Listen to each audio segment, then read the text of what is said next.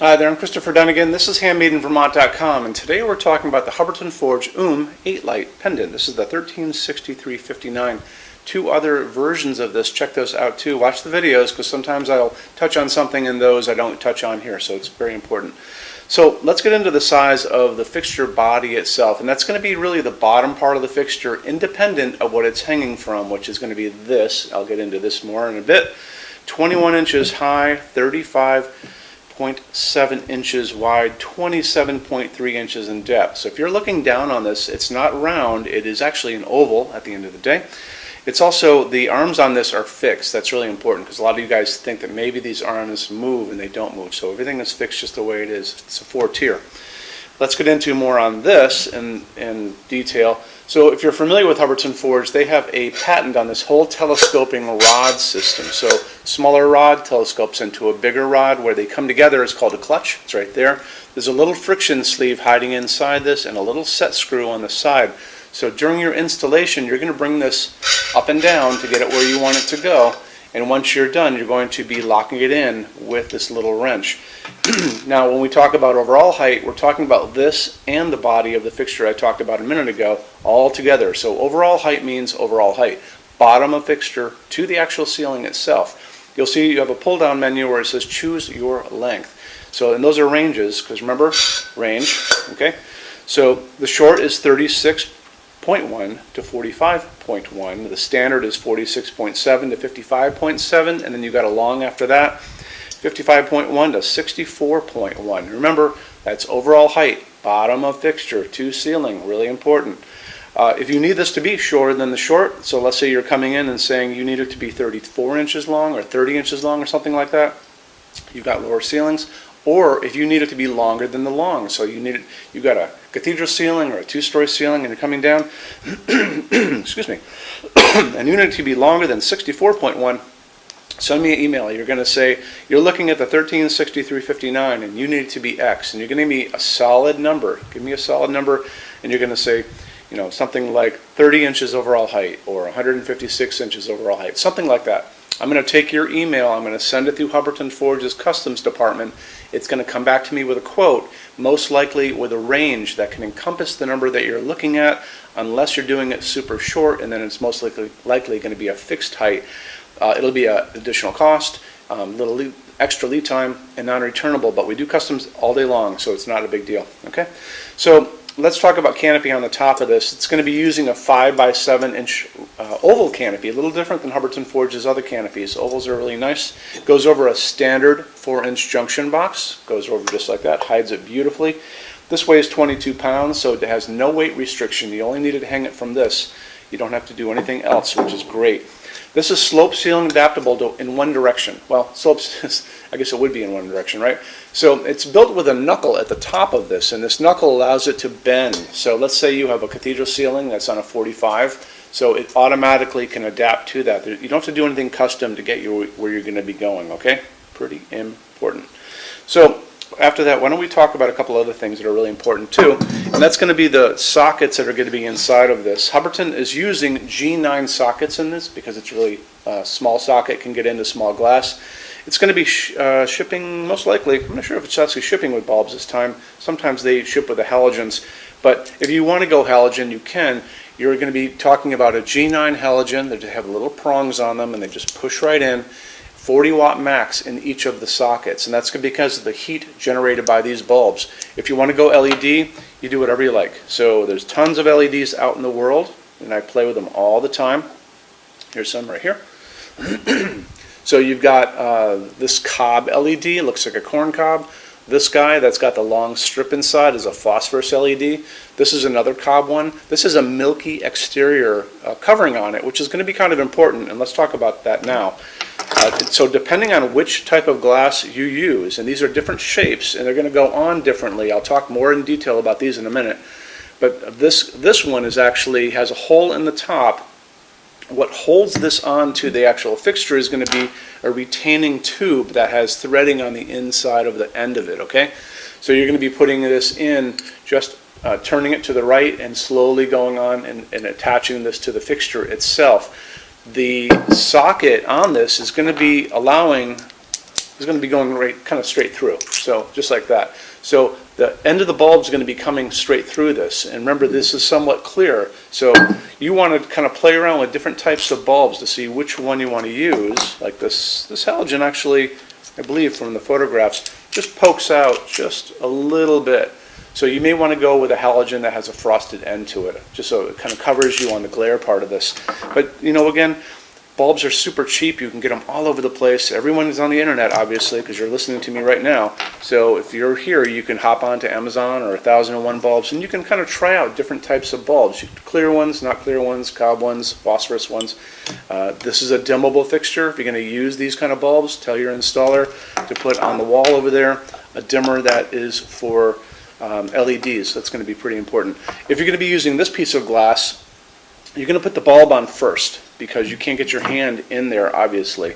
So you're going to put the bulb on first in the socket, and then you're just going to be using this and putting it on there. Now, you'll notice this is a piece of glass that has this kind of opaqueness to it. So you're not going to really be able to see the bulb too much. And so that kind of allows you to be more flexible with what kind of bulbs you guys are going to be using, okay? As far as like, can I see the bulb or not see the bulb? It's one of those little details in this whole equation, right? I always talk about the color of light coming out of bulbs. Again, if you're going to be trying these out, all these different types, you might as well possibly try out different types of color of light. So the warmer incandescent light, which I actually like a lot, that's going to be 3000 Kelvin. That's the light coming down from these bulbs above me. So that's the lower number on the Kelvin scale if you're looking at this chart. If you like the cooler, whiter daylight, that's that more bluish light, that's going to be higher up on that chart.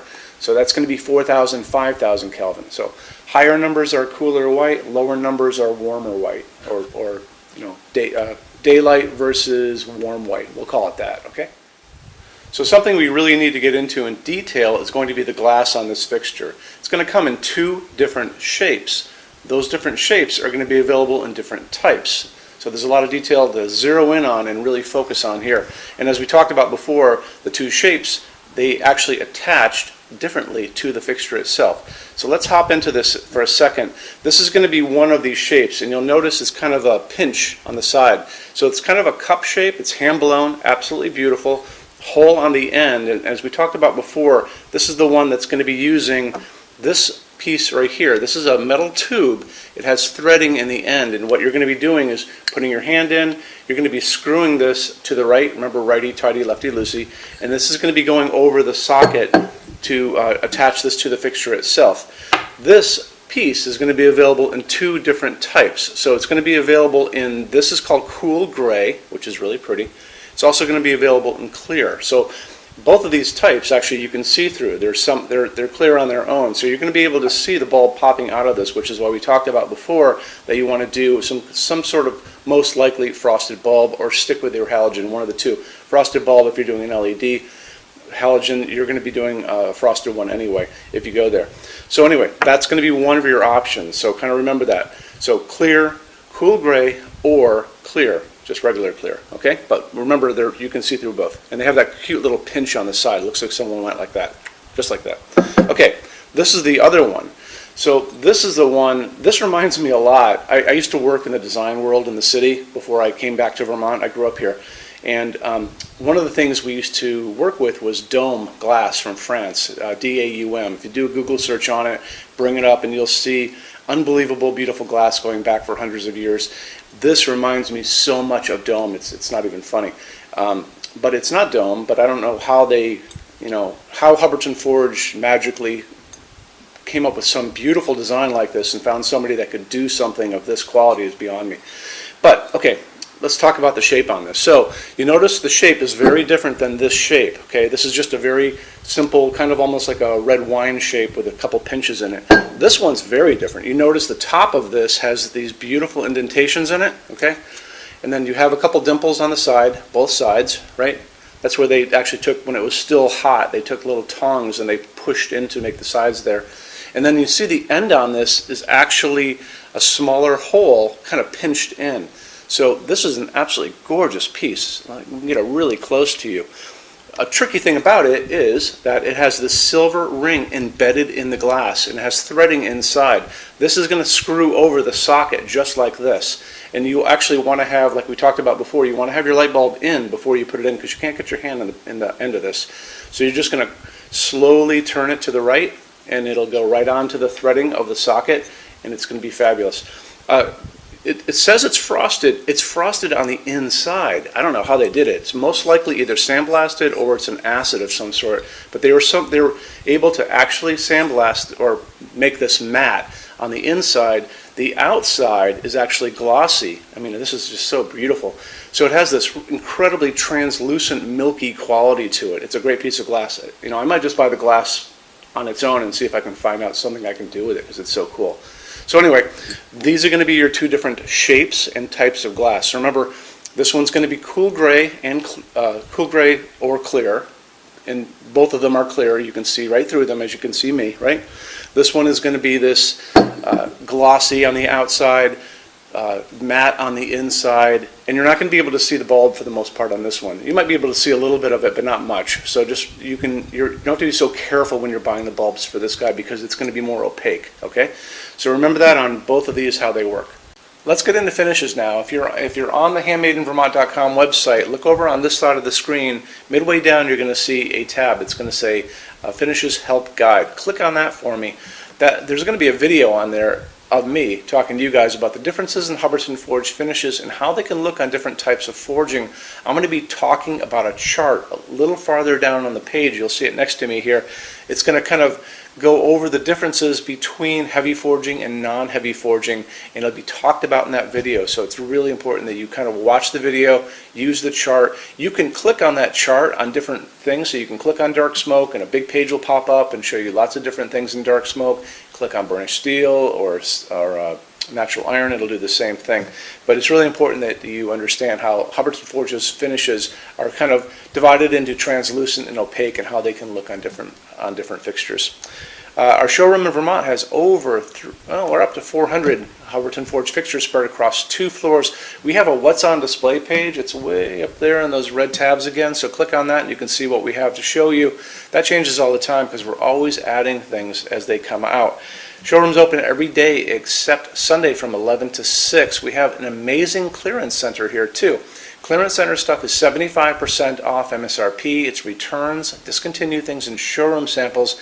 If you were coming to visit us, bring a good-sized vehicle, something like a big SUV or maybe a small truck or something like that, because you might find something in the clearance center that you want to take home, and it's a lot of fun to go through. 75% off MSRP is an amazing bargain, so you should really take advantage of it if you can. Like I said, we're open every day except Sunday from 11 to 6. I'm here every day except Sunday from 10 a.m. to 6 p.m. Eastern Time. You can call us at 802-446-2400 during business hours. You can email us 24 hours a day, 7 days a week, all the time. We love to answer emails. When you buy your Hubbardton Forge fixtures from HandmadeInVermont.com, shipping is free to every state except Alaska and Hawaii. There's no tax if we ship out of the state of Vermont, and we're the only dealer with 90-day returns and no restocking fees. No one else even comes close to that. Some larger items are non-returnable. We'll always tell you about that. It'll be in the description thing, that part of the description underneath on the very bottom.